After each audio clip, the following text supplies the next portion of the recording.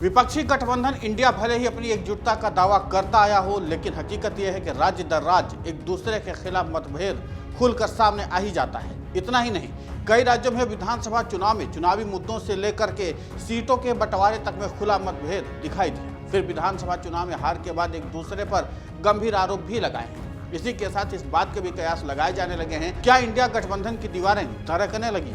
ऐसे में क्या आगामी समय में विपक्षी एकजुटता के दम पर कोई चुनाव जीता भी जा सकता है? हालांकि यहां पर गौर करने वाली बात तो यह है कि जहां लोकसभा चुनाव में सभी दल आम सहमति के साथ काम करते हैं, वहीं विधानसभा चुनाव में एक दूसरे के खिलाफ चुनाव लड़ने में कोई गुरेज भी नहीं है। लोकसभा चुनाव 2024 में बीजेपी को 240 पर रोकने के बाद कांग्रेस इंडिया गठबंधन के नेतृत्व की तरफ आगे बढ़ रही थी, मगर हरियाणा, महाराष्ट्र और जम्मू कश्मीर के नतीजों की वजह से दिसंबर आते आते गठबंधन के दलों ने ही कांग्रेस के नेतृत्व पर सवाल खड़ा कर दिए। अब तमाम मुद्दों पर गठबंधन बिखरा हुआ नजर आने लगा। आइए जानते हैं कि इंडिया गठबंधन के दलों में किन किन अलग वजहों और मौकों पर कांग्रेस से नाराजगी खुले तौर पर दिखी।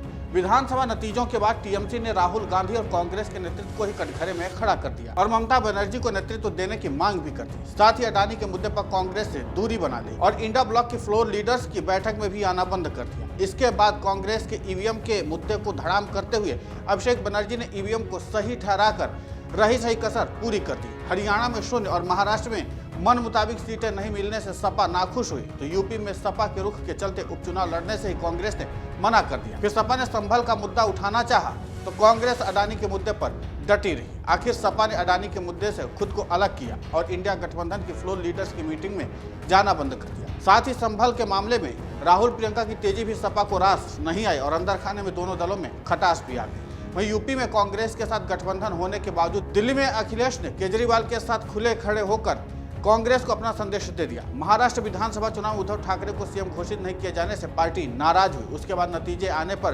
पार्टी के भीतर कांग्रेस के साथ विधानसभा चुनाव में भी जाने से हिंदुत्व वोट सीटता, ये आवाजें उठी और आखिर में राहुल और कांग्रेस ने लंबी चुप्पी के बाद फिर सावरकर को निशाने पर लिया, तो विरोधियों के साथ अपनों से घिरे उद्धव को खुलकर कांग्रेस को नसीहत देनी पड़ गई। विधानसभा चुनाव में सुपड़ा साफ होने से शरद पवार सख्ते में है। मजबूरी में राहुल के अडानी मुद्दे पर चुप्पी साधे हुए हैं।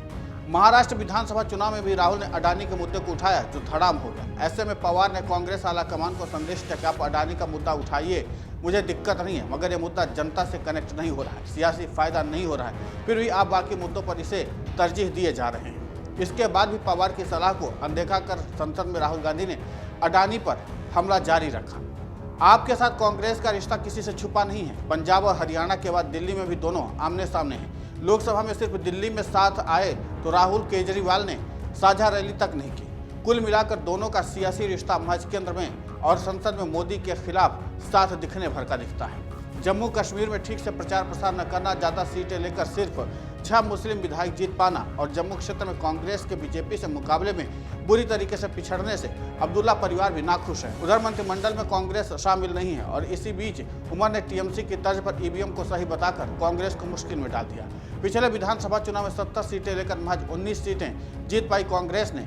जब इस बार 70 सीटों का राग अलापा तो लालू ने ममता की तर्ज पर इंडिया गठबंधन में नेतृत्व परिवर्तन की बात का समर्थन करके सबको चौंका दिया। ज्यादा सीटें लड़कर विधानसभा चुनाव में कम सीटें जीतने पर हेमंत सोरेन कांग्रेस से अपनी नाराजगी पहले ही जता चुके हैं। फिर कांग्रेस ने उप मुख्यमंत्री पद की मांग की तो सोरेन ने सिरे से खारिज कर दिया। कुल मिलाकर इंडिया गठबंधन के दलों में कांग्रेस को लेकर नाराजगी साफ तौर पर दिख रही, मगर इंडिया गठबंधन की सबसे बड़ी पार्टी कांग्रेस फिलहाल झुकने की बजाय देखो और इंतजार करो की नीति पर चलते हुए, अपने हिसाब से चलते हुए अपने वक्त का इंतजार करने के मूड में। हालांकि वो पलटवार कर किसी को नाराज भी नहीं करना चाहती, लेकिन बात तो यह है कि नाराजगी की बातें तो उठकर सामने आ ही जा रही हैं और तमाम राजनीतिक दलों ने इस बात का संदेश दे दिया है कि उनका कांग्रेस और राहुल गांधी दोनों से ही बन नहीं पा रही है और इसी के नाते से सवाल उठ रहे हैं। देखना दिलचस्प होगा कि आगे इंडिया गठबंधन की मजबूत होती भी है या फिर बिखर जाएगा। अगर आप ये वीडियो YouTube पर देख रहे हैं तो हमारे चैनल को सब्सक्राइब कर बेल आइकन दबाएं और Facebook पर देख रहे हैं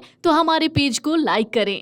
8 मिलियन प्लस सब्सक्राइबर, आपके इस भरोसे के लिए बहुत धन्यवाद।